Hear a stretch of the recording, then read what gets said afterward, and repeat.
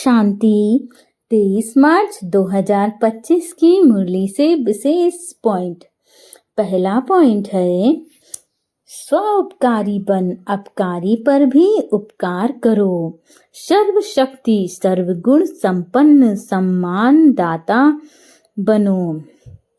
अर्थात बाबा हम बच्चों को आज अपनी अव्यक्त मुरली में कह रहे हैं कि स्व उपकारी बनो, अर्थात हमें अपने ऊपर उपकार करना है, अपने आप से अच्छी बातें करनी है, अपने आप को परिवर्तित करना है ज्ञान के माध्यम से।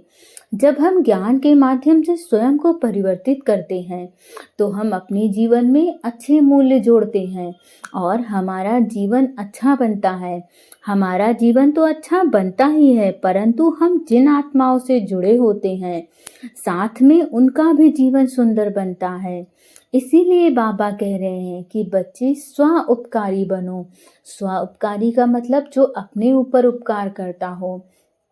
कितनी बार ऐसा होता है कि हम अपने आप से बहुत बुरी बुरी बातें करते हैं, अपने आप से कभी अच्छी बातें अपने लिए नहीं करते हैं, हमेशा दूसरों से कंपैरिजन करते हैं और उस कंपैरिजन में अपने आप को हमेशा कम आंकते हैं, अपने आप को हम सम्मान नहीं देते हैं। और इन्हीं जब हम लोगों से कंपैरिजन करते हैं तो हमारे अंदर ये जो भावना आती है कि मैं दूसरों से कम हूँ, उसके कारण हम अपने आप को बहुत तकलीफ देते हैं। तो हमें ऐसा नहीं करना है। जब तक हम ये बात सोचते रहेंगे कि मैं सबसे बेहतर नहीं हूँ, तब तक हम अपने आप को कष्ट देते रहेंगे। और जो आत्मा स्वयं कष्ट में है वो भला दूसरों के लिए अच्छा कैसे कर सकती है या दूसरों को प्रेम कैसे दे सकती है।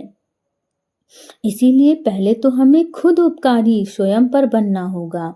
उसके बाद जो भी अपकारी आत्माएं हैं, जो नहीं सही हैं या जिनके कर्म उचित नहीं हैं, हमें उन्हें भी सही राय देनी है, उन्हें भी सही मार्ग बताना है बाबा का ज्ञान धारण करने का। उन्हें भी ये सिखाना है कि जीवन जीने के और भी बहुत सुंदर तरीके हैं। आजकल के दौर में कलयुग में बहुत सारी आत्माएं कहती हैं कि जब तक हम बेईमानी नहीं करेंगे तो हमारा कार्य, हमारा बिजनेस कैसे आगे बढ़ेगा, हमें कुछ तो करना ही पड़ेगा। परंतु ये तो केवल अपने आप को बहलाने की बात होती है। आप ईमानदारी से और बाबा की शरण में चल के अपना जीवन बहुत सुंदर बना सकते हैं और ईमानदारी से ही अपने व्यापार को भी बहुत सुंदरता की तरफ ले जा सकते हैं, ऊंचाइयों की तरफ अपने व्यापार को पहुंचा सकते हैं। तो जब हम स्वयं के साथ अच्छा बर्ताव करते हैं तभी हम दूसरी आत्माओं के साथ अच्छा बर्ताव कर सकते हैं, दूसरी आत्माओं का जीवन सुंदर बना सकते हैं। साथ साथ हम उन्हें बता सकते हैं कि कलयुग हो चाहे जैसा युग हो, परंतु यदि आप चाहें तो आप अपने जीवन में सब कुछ अपने अनुसार कर सकते हैं और बहुत अच्छा कर सकते हैं। इस कलयुग का आपके जीवन पे कोई इम्पैक्ट नहीं पड़ेगा। इसीलिए जब हम ऐसा करते हैं तब हम सर्वशक्ति सर्वगुण संपन्न आत्मा बनते हैं। और जो आत्मा सर्वगुण संपन्न आत्मा होती है वो सामने वाली आत्मा चाहे कैसी भी हो उसे भी सम्मान देती है, उसे भी उतना ही मान देती है। ये कभी नहीं सोचती कि मैं कहाँ हूँ और ये कहाँ है। जो सर्वगुण संपन्न आत्मा होती है उसके लिए इस संसार की हर एक आत्मा एक समान है। उसके लिए ना कोई ऊंचा होता है ना कोई नीचा होता है। इस संसार की हर आत्मा प्यार का पात्र होती है, सम्मान का पात्र होती है। अगला पॉइंट है, अलबेलेपन की नींद को तलाक देने वाले निद्राजीत चक्रवर्ती भव। अर्थात जब हम अपने आप को अलबेलेपन से मुक्त करते हैं, क्योंकि कितनी बार ऐसा होता है कि हम अमृत वेले योग नहीं करते हैं, बाबा को याद नहीं करते हैं, बाबा को गुड मॉर्निंग नहीं बोलते हैं, तो क्या होता है, हम कहीं ना कहीं स्वयं को ज्ञान से दूर नहीं कर रहे हैं। और जब हम अलबेलेपन में आकर के अमृत वेला नहीं करते हैं तो वो बहुत ही गलत बात होती है, क्योंकि बाबा बार बार कहते हैं कि बच्चे मैं उस समय तो बिल्कुल खाली बैठा होता हूँ तुम्हारी बातें सुनने के लिए, तो कितनी आत्माएं कहती हैं कि मेरे जीवन में चीज़ें ठीक नहीं चल रही हैं और पता नहीं परमात्मा तक मेरी बात पहुंच रही है या नहीं पहुंच रही है।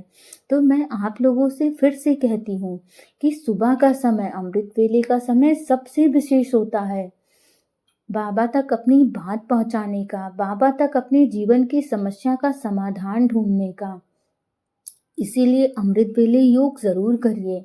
या आपके जीवन में जो भी उतार चढ़ाव चल रहे हैं, आप नहीं पता कर पा रहे हो कि आपको क्या करना चाहिए, तो सुबह आप बाबा से राय मांगो। यदि आपका योग बहुत अच्छा होगा बाबा के साथ, तो आपको तुरंत उत्तर मिल जाएगा।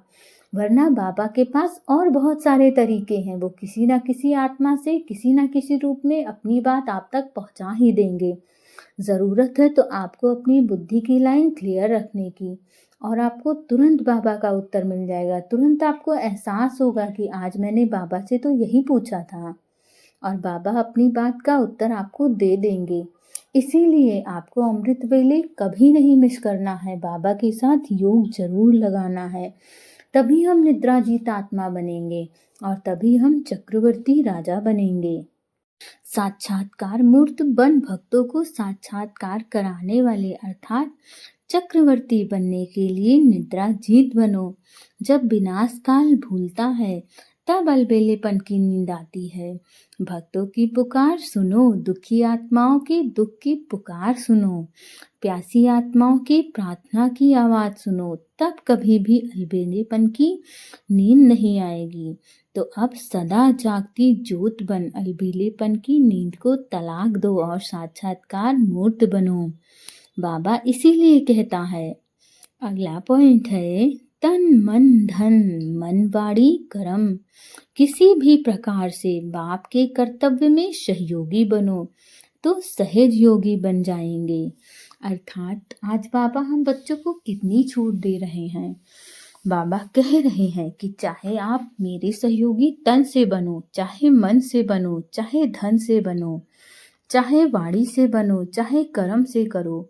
माना चाहे तो आप अपने तन का प्रयोग बाबा के ज्ञान को दूसरी आत्माओं तक पहुंचाने में या बाबा की सेवा देने में कर सकते हो।